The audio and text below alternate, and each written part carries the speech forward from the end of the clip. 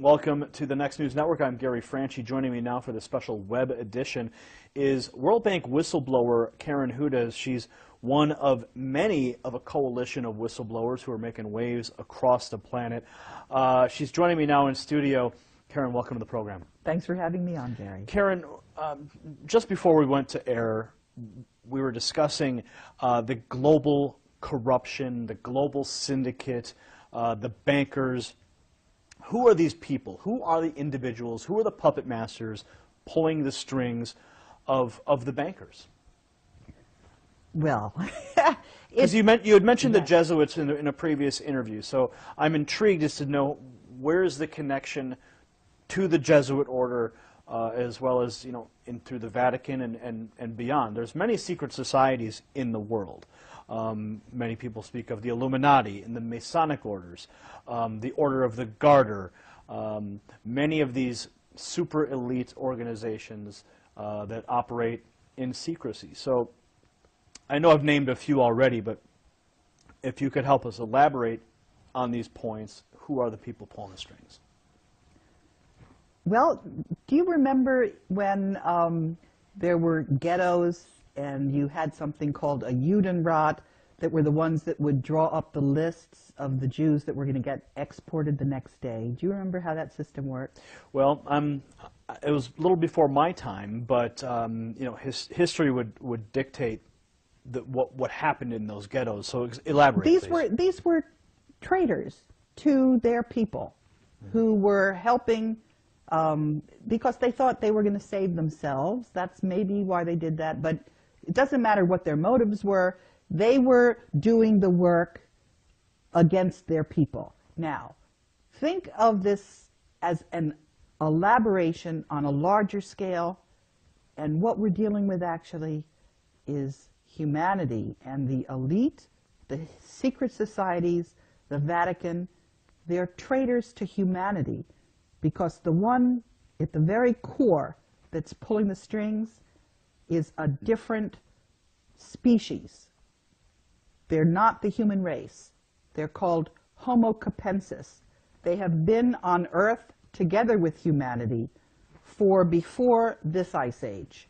And the reason I know about this is because I was trying to help out a movie producer who couldn't get his movie. It was called The Banksters Made Off with America, Edmund Drile. And he introduced me to his network of whistleblowers.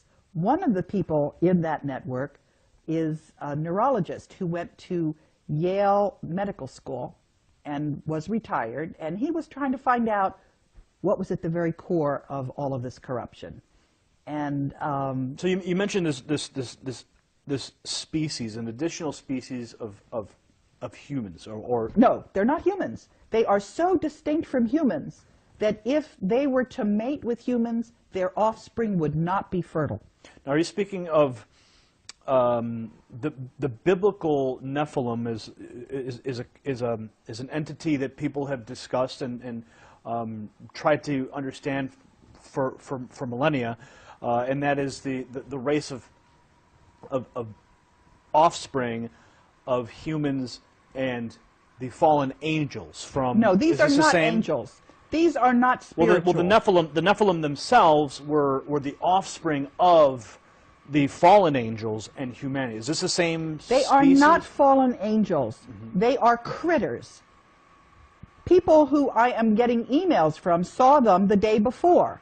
They look just like human beings, except they have these big skulls. And that is why in the Vatican you see these crazy meters, is what they're called. And that's why the very first Jew, Moses, wore one of those things, because he was one of those Homo capensis as well. We have DNA samples of them. And the reason we know this is because it was in the papyri of one of the pyramids.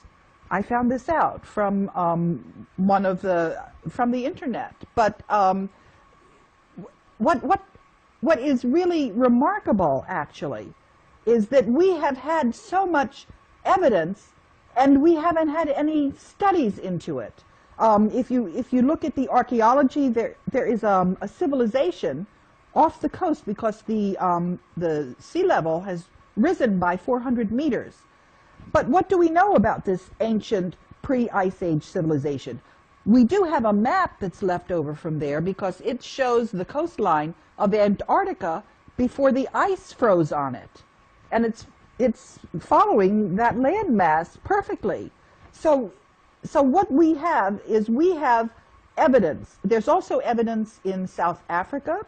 There are a lot of these skulls that you find. And what You're speaking of the elongated skulls that have been found in graves, and even some of the skeletons found with these are in fact giant people. That is something different. No, I'm not talking about that. I am talking about a large skull. The elongated skull, the elongated cranium. Some are in Peru, some are elongated. But in other places, they're just round like pumpkins. And the individuals that were seen in Egypt, I've seen drawings of what their skulls looked like. It was just massive, much larger than human being skulls. And also, you know, in a human skull, there's something they call the parietal, where it's in 3 different segments. This critter doesn't have those separations. It's just so you're saying that this specific species of individuals is occupying the Vatican and functioning through the Jesuit order? Yes, but they're also working in the banks in Portugal, because one of the people who saw this, you know, in Saturday Night Live, there was a broadcast of something called the Coneheads. Mm. So that's a slang word for them, although my mother refers to them as the Boneheads. But they're alive and running around and doing all kinds of mischief. Now, some people might find the information that you're presenting right now to be completely, some people might say it's completely crazy.